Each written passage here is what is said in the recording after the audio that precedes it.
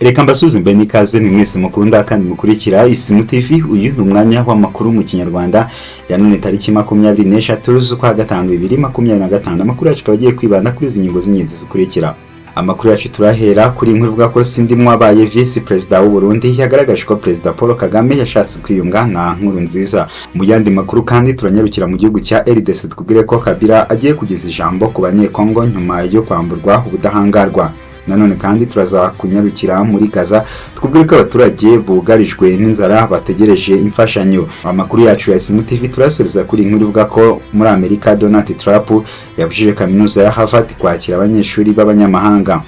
Ni amakuru mwateguriwe kandi mujye kugezwaho nanjye Jean Harerimana. Ngusaba gukora subscribe, share, comment ku Isimu TV kugira ngo amakuru n'ibiganiro byacu bikomeze kugereho umunsi ku wundi. Amakuru ku buryo burambuye ni mukanya.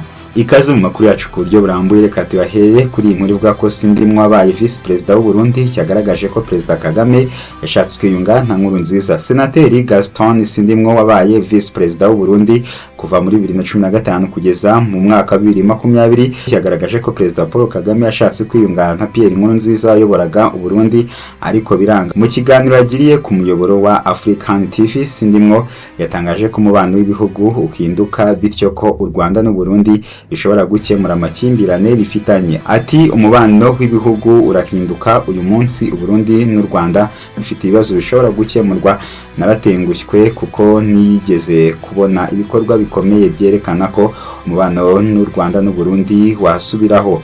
Uyu munyapolitike yasobanuye ko ubwo yari Vice President yahuye na President Kagame mu nama nyinshi amusaba ko baganira, kandi ngo icyo gihe kandi umukuru w'igihugu yamuhaga indamutso ageza kuri Nkurunziza. Ati ubwo nari Vice President ngiye mu nama amafoto menshi mwabonye magararanye na Kagame, abandi bakanuka, yanumaga kuramutsa umukuru w'igihugu ati nugera i Burundi umundamukirize, kandi rwose nasozaga ubutumwa. Sinimwe yasobanuye ko umunsi umwe President Paul Kagame yamusabye nimero ya Nkurunziza kugira ngo amuvugishe, ariko amusubiza ko bidashoboka. Umukuru w'igihugu ngo abonye ko byanze amutuma kubwira Nkurunziza ko amukumbuye. Ati mpa telefoni basi muhamagare. Naramubashije nti none mupfa iki? Ati ntabyo nzi, mwahoze muri inshuti, byagenze bite? Ati nanjye ndamukumbuye umundamukirize, kandi ngeze Burundi naramuramukije ntiyambwiye ngo nkuramutse. Muri 2020 ubwo Nkurunziza yasimburwaga ku butegetsi, ibihugu byombi byashyize imbaraga mu kunagura umubano wabyo wari warazambye. Imipaka yari yarafunzwe ifungurwa mu mpera za 2022.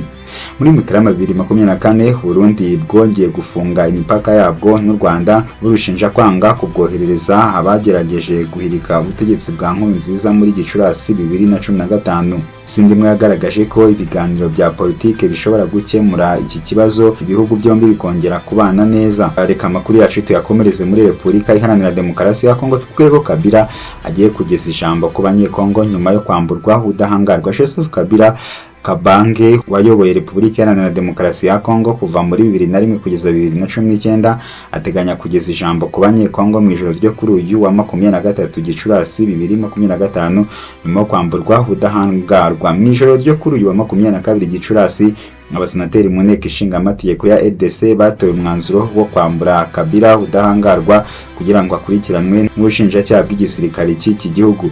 Ubushinjacyaha bumushinja icyaha cyo kugambanira igihugu, kuba mu mutwe w'ingabo utemewe, ibyaha by'intambara n'ibyibasiye inyokomuntu byahujwe n'uruzinduko yagiriye mu mujyi wa Goma ugenzurwa n'ihuriro AFS M23 riri mu ntambara n'ingabo za RDC muri Mata 2025.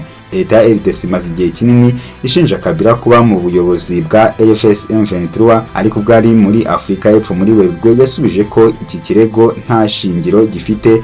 Asobanura ko iyo abari muri iri huriro intambara yari guhindura isura. Kabila ari mu buhungiro kuva mu mpera za 2023, ntabwo ahantu avugira ijambo rye haramenyekana.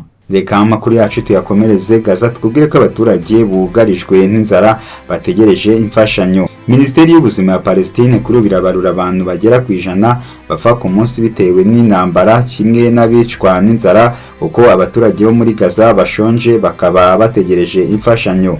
ni mu gihe Israel idahwema gutera ibisasu ku baturage muri Gaza bakaba bafite ikibazo cy'inzara nyuma y'amezi agera kuri 3 bahagarikiwe kugezwaho imfashanyo burundu.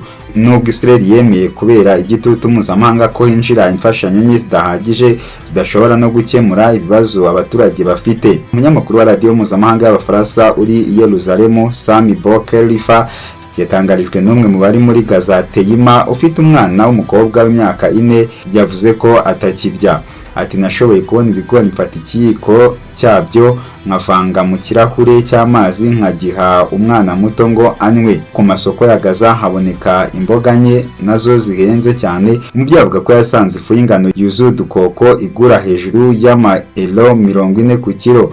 Inzira zirahenze cyane, ntashobora kugera kuri we, arategereza rero ntashobora kugira hajya kuri we, arategereza rero yizera ko haza imfashanyo. Yagize ati kuva muri iki gitondo kuva muri iki gitondo twumvise ko hakiri ifu mu majyepfo y'akarere ka Gaza, ariko hano mu majyaruguru nta kintu na kimwe kirahagera. Nyuma y'amezi 2 n'igice hahagaritswe imfashanyo burundu, Minisitiri w'Intebe wa Israel Benjamin Netanyahu yongeye kwemerera ibi biryo bike kwinjira muri Gaza, ntabwo ari kubw'impamvu z'ubutabazi ariko kubera impamvu za diplomasi. Yongeyeho ati inshuti za Israel zambwiye ko batazongera gushyigikira intambara ikomeza niba amashusho y'inzara nini muri Gaza aramutse yashyizwe ahagaragara. Ni muri urwo rwego Benjamin Netanyahu yagejeje ijambo ku bayobozi b'Ubufaransa, Ubwongereza na Canada mu buryo butaziguye kuri video, asebye icyifuzo baherutse gusaba cyo guhagarika ibitero bya Israel muri Gaza no gushyiraho igihugu nka Palestine. Yongeyeho ati Palestine yigenga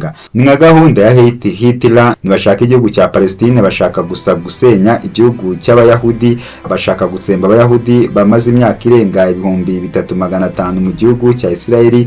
Sinzigera numva uburyo kukuri koroshye Abongereza, Abanyakanada n'abandi. Minisitiri y'ubuzima Palestine itangaza ko abantu bagera ku 54,000 bishwe n'ingabo za Israel kuva intambara yatangira muri Gaza, kandi imibare igenda yiyongera buri munsi. Reka amakuru ya Isimu TV tuyasoreze muri Leta Zunze Ubumwe za Amerika, twubwire ko Donald Trump yabujije kaminuza ya Harvard kwakira abanyeshuri b'abanyamahanga. Ibiro bya Perezida wa Leta Zunze Ubumwe za Amerika Donald Trump White House byatse kaminuza Harvard uburenganzira bwo kwakira abanyeshuri b'abanyamahanga kubera kwanga gukaza ingamba ku banyeshuri bayo bagaragaje gushyigikira Palestine. Iyi kaminuza yahawe igihe ntarengwa cy'amasaha 72 yo kuba yamaze gutanga amakuru yose ajyanye n'abanyeshuri b'abanyamahanga, ifite nko kwitangazo rya Minisitiri y'Umutekano w'imbere mu gihugu Christine Wemo ryasohotse kwa 22 Gicurasi 2025 ribivuga.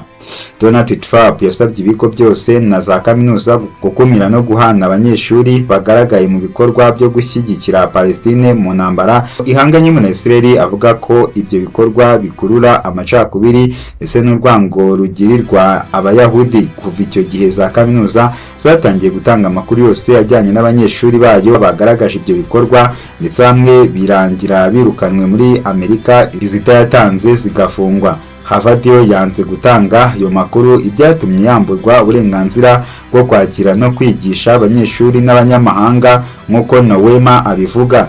Yagize ati Harvard ntizongera kwakira abanyeshuri b'abanyamahanga, ndetse n'abo bafite bagomba koherezwa mu bindi bigo cyangwa bakabura uburenganzira bwo kwiga. Uyu mwanzuro ushobora kugira ingaruka ku banyeshuri bagera ku 6,800 b'abanyamahanga biga muri kaminuza. Ku rundi ruhande Harvard yatangaje ko uyu mwanzuro udakurikije amategeko ndetse uri mu nyungu za politike, kandi bigiye kugira ingaruka ku mikorere n'uruhare iyi kaminuza igira mu burezi ku isi, nk'uko umuvugizi wa Harvard Johnson Newton yabitangaje. Ibi byabaye nyuma y'aho Leta y'Amerika ihagaritse inkunga yateraga iyi kaminuza ingana na miliyari 2.2 z'amadolari y'Amerika bitewe no kwanga gukora ibyo isaba. Ni amakuru mwateguriwe kandi mwagezwagaho nanjye Jean Harerimana. Musakora subscribe, share, comment ku Isimu TV kugira ngo amakuru n'ibiganiro byacu bikomeze kugereho umunsi ku wundi.